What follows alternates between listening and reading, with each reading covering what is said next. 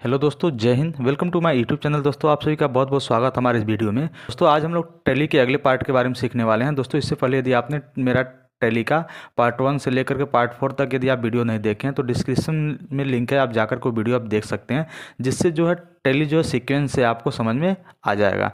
दोस्तों, आज हम लोग जो है टैली में जो है पेमेंट बाउचर के बारे में सीखेंगे। चलिए, उसके लिए हम एक नई कंपनी बनाते हैं। टैली मेरा ऑलरेडी ओपन है।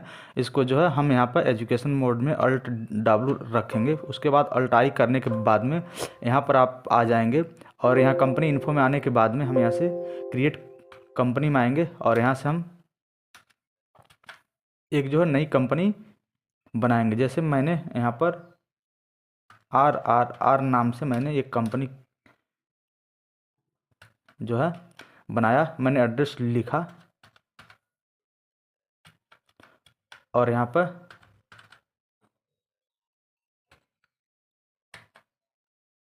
पिन कोड मैंने एंटर करके जो है एक्सेप्ट कर लिया। उसके बाद में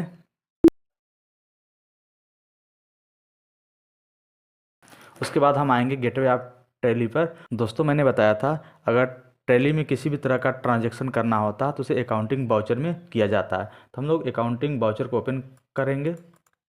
उसके बाद देखेंगे यहाँ पर डिफ़ॉल्ट जो है पेमेंट बाउचर हमारा जो है आपका यहाँ पर आ जाएगा। इससे पहले दोस्तों, आपने जो पिछले क्लास में कंट्रा बाउचर के बारे में पढ़ा था, यहाँ पर जो है आज हम लोग सीखेंगे पेमेंट बाउचर के बारे में। और यहाँ से पेमेंट बाउचर का जो शॉर्टकट की होता है या 5 होता है। दोस्तों, पेमेंट बाउचर के अंतर्गत में किसी भी तरह के यदि हम पेमेंट का लेन देन कर रहे हैं तो उसकी एंट्री हमारा जो पेमेंट बाउचर के अंतर्गत में होता है। जैसे कि किसी को सैलरी पेड कर रहे हैं, हम रेंट पेड कर रहे हैं, या जो है कहीं पर सामान यदि हम परचेस कर रहे हैं तो वहाँ पर हमको जो पेमेंट करना है वो सारा एंट्री हमारा जो पेमेंट बाउचर के अंतर्गत में होगा। पेमेंट बाउचर का शॉर्टकट की होता है F5। तो यहाँ से हमारा जो ऑलरेडी F5 जो है सेलेक्ट है। यहाँ पर देखेंगे अभी हमारा DR मोड आता है। दोस्तों, किसी भी तरह का पेमेंट करने के लिए जो हमारा कैश होता है वो हमेशा जो CR मोड में रहता है, अर्थात क्रेडिट मोड में ही रहता है। यहाँ पर यदि हमको सैलरी पेड करना है तो जैसे कि हम देखेंगे यहाँ पर एक क्वेश्चन हम बना कर रखे हैं ऑलरेडी, जो है सैलरी पेड जो है 8,000 और रेंट पेड जो है 9,000 और इंटरेस्ट पेड बाय चेक 5,000। तो दोस्तों, इन तीनों क्वेश्चन की एंट्री करके हम लोग देखते हैं पेमेंट बाउचर में। तो सबसे पहले सैलरी पेड करेंगे 8,000 का। तो दोस्तों, उसके लिए सबसे पहले हमको यहाँ पर सैलरी का एक लेजर बनाना पड़ेगा। दोस्तों, मैंने आपको लेजर बनाना मैंने आपको सिखाया है। यदि आपको डायरेक्ट आपको लेजर बनाना है तो कीबोर्ड से Alt+C बटन आप दबाएंगे। देखेंगे यहाँ पर लेजर क्रिएशन का ऑप्शन आपका आ जाएगा। यहाँ पर हम सैलरी का लेजर बनाएंगे। ये जो हमारा सैलरी है ये किसके अंडर में आ जाएगा? ये जाएगा आपका इनडायरेक्ट एक्सपेंस में। तो यहाँ से हम जो इनडायरेक्ट एक्सपेंस को हम यहाँ पर सेलेक्ट करेंगे और इंटर करने के बाद में हम इसको एक्सेप्ट कर लेंगे। यहाँ पर सैलरी हम जो है पेड कर रहे हैं 8,000। तो यहाँ पर मैंने 8,000 लिखा।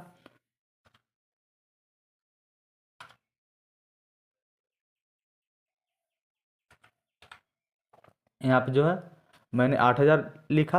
यहाँ पर CR में जो है यहाँ से कैश आपका डिफ़ॉल्ट आपका ऐड हो जाएगा। देखेंगे मैंने यहाँ पे एंट्री कर दिया। यहाँ पर हम नरेशन लिखेंगे कि सैलरी पेड।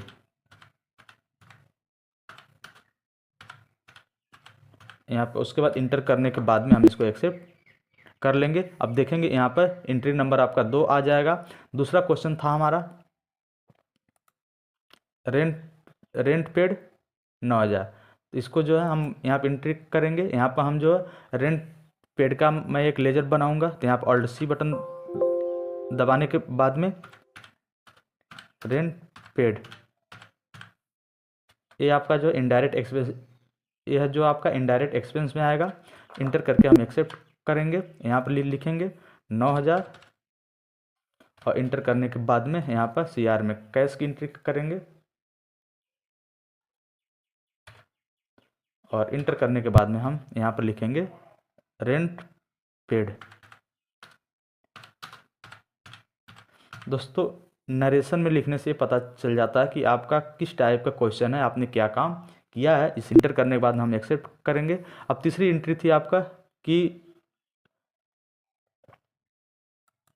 तीसरा क्वेश्चन आपका इंटरेस्ट पेड बाय चेक। हम जो है इंटरेस्ट पेड कर रहे हैं चेक के माध्यम से। दोस्तों यहाँ पर चेक है, चेक आपका जो है यहाँ पर हम आपको एक नया लेजर बनाना पड़ेगा बैंक का, क्योंकि ये जो है बैंक से रिलेटेड ही आपका वर्क है। तो उसके लिए जो है हम यहाँ पर आएंगे डीआर में, तो यहाँ पर जो है अल्ट सी बटन दबाने के बाद में लिखेंगे इंटरेस्ट पेड, इंटरेस्ट पेड। दोस्तों ये भी आपका इनडायरेक्ट एक्सपेंस में आएगा, और यहाँ से इंटर करने के बाद में हम एक्सेप्ट करेंगे। और इंटरेस्ट कितना पेड कर रहे हैं यहाँ पर हम लिखेंगे 5,000। उसके बाद में सीआर में हम कैश के माध्यम से नहीं, हम बैंक के माध्यम से यदि हम इंटरेस्ट पेड करेंगे तो अल्ट सी के साथ में हम यहाँ बैंक का लेजर बनाएंगे, और ये जो बैंक का लेजर है वो जाएगा आपका बैंक अकाउंट के अंतर्गत में। यहाँ से बैंक अकाउंट को सेलेक्ट करने के बाद में यहाँ पे आप डिटेल्स, आप बैंक का डिटेल्स आप भर सकते हैं, और यहाँ पे इंटर करने के बाद में आप एक्सेप्ट करेंगे। और यहाँ इंटर करने के बाद में यहाँ पर देखेंगे इंटरेस्ट पेड जो है यहाँ पर हम लिख रहे हैं, यहाँ पर चेक नंबर आपका शो हो रहा है। तो यहाँ से हम जो है यहाँ पर कोई भी नंबर्स अपना जो है लिखने के बाद में इंटर करने के बाद में आप यहाँ लिखेंगे इंटरेस्ट पेड, इंटरेस्ट पेड।